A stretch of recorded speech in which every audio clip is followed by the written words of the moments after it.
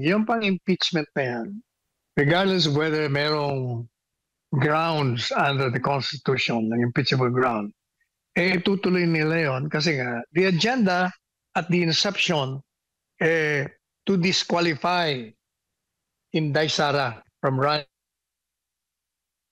sa 2028. Either, di ba sinabi ko, either eliminate her physically or politically. At yung propaganda na matagal na nilang iwinasiwa sa kanya, kasama dyan yung impeachment. Kasi pag ikaw dinimanda ng impeachment, ibig sabihin, inilalarawan ka sa taong bayan na ikaw ay tiwaling opisyal.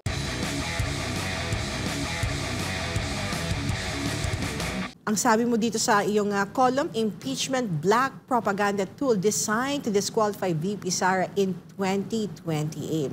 Give us a brief rundown, Attorney Sal, kung tungkol saan tungkol sa article mo na ito, Attorney Sal.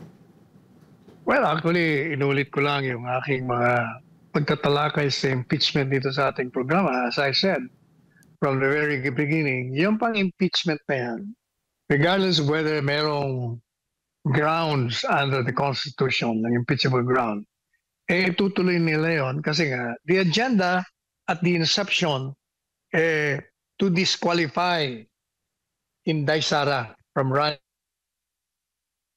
sa 2028.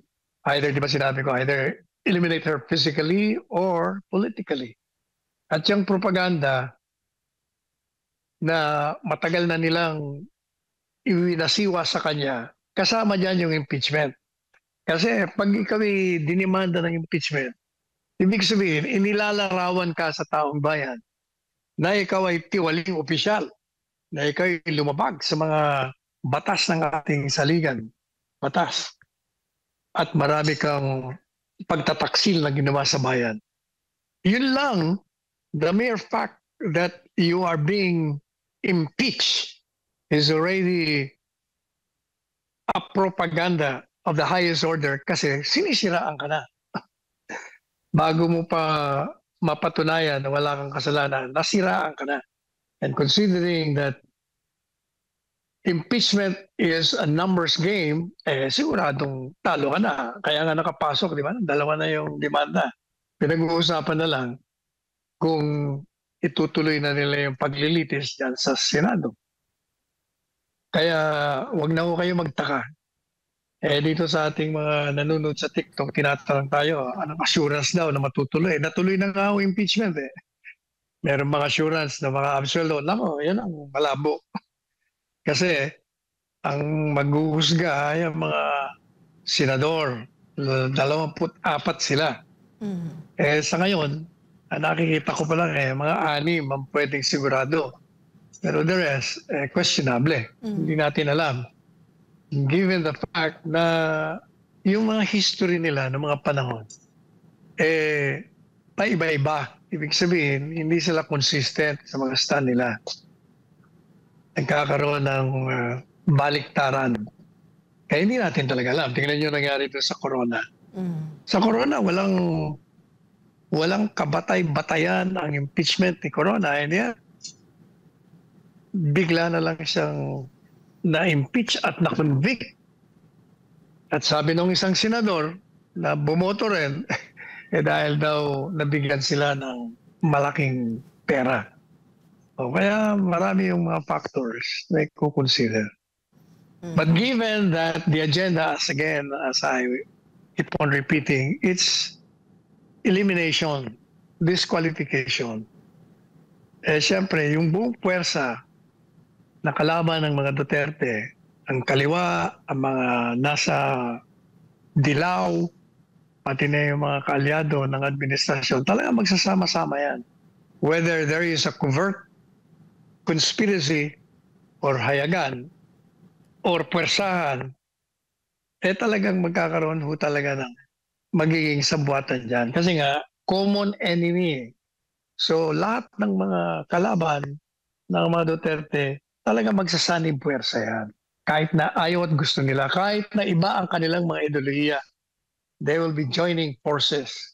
Because their agenda is, Inday Sara is the only obstacle to their inordinate desire to succeed whoever is sitting in Malacanang now. Kailangan matanggal siya kasi siya ang pinakamalakas na kandidato sa Panguluhan. Yun.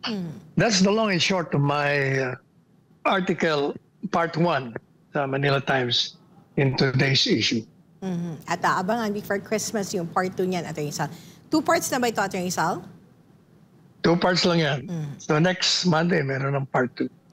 Sinabi rin ni Vice President Sara Duterte, Atty. Sal, na lahat ng nangyayari ngayon sa kanya ay may kinalaman sa 2028, gaya nga na in-emphasize mo kanina. At tanong lang niya ngayon, Atty. Sal, sa taong bayan, gusto daw ba natin na naging Vice President o maging Vice President si Martin Romualdez? Anong sagot mo dito, Atty. Sal? Well, whether gusto or ayaw natin will depend on the powers that be. Kasi if the agenda is to disqualify her, whether we like it or not, the law on succession will come in. At pag siya na-disqualify, the President under the Constitution will appoint from members of Congress, whether that's the House of Representatives or sa Senado. At siya pipili. Pag pinili niya sa Senado, kung sinong napupusuan niyang senador na loyal sa kanya, yun ang magiging acting president. Kung yun namang pinili niya yung speaker, si Martin, sa House, di yun. Kaya depende. Well, let's wait and see kung ano mangyayari, Atty. Sal. Pero bakit hindi raw ipatawag din ng Kamara ang tanggapan ni Pangulong Ferdinand Marcos Jr. na may bilyong-bilyong confidential funds?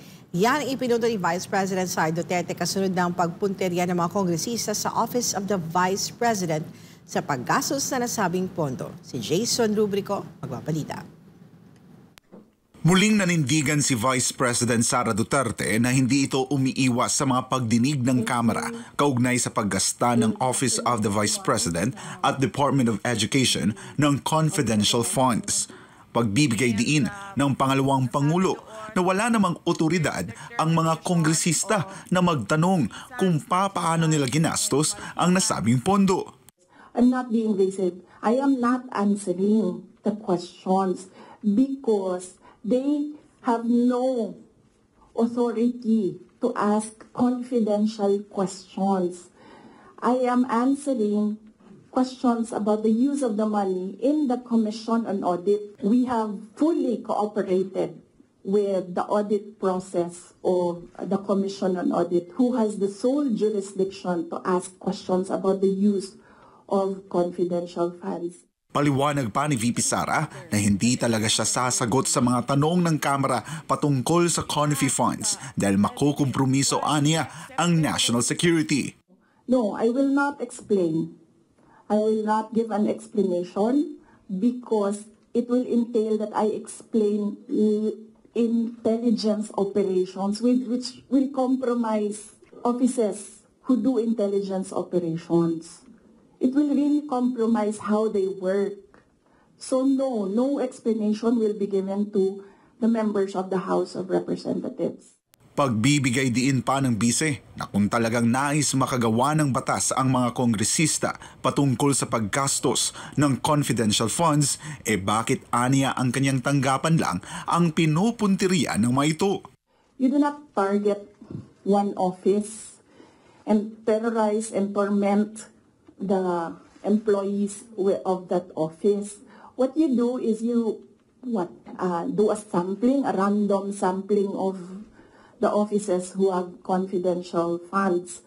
Why not call the office of the president who has billions and billions of confidential funds if you want to legislate about confidential funds? Malinaw aniya na ang ginagawa ng Kamara laban sa OVP ay isang political attack. Sabi ng bise na ramdam nito na binabastos ng mga kongresista ang kanyang tanggapan. Ang ikinagalit pa ng pangalawang Pangulo ay dinamay pa nila ang mga empleyado ng OVP. So dyan ako medyo pumapalag.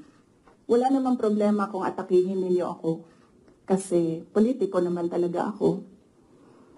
Pero may problema ako pag inatake yung opisina at yung mga kasamahan ko sa dito sa opisina ng pangalawang Pangulo na nagtatrabaho lang. Binigyang diin din ni VP Sara na ang ginagawa ngayon laban sa kanyang tanggapan ay may kinalaman sa mga ambisyon ng mga politiko sa 2028 presidential elections. Para sa Diyos at sa Pilipinas kung mahal, ako si Jason Rubrico, SMNI News.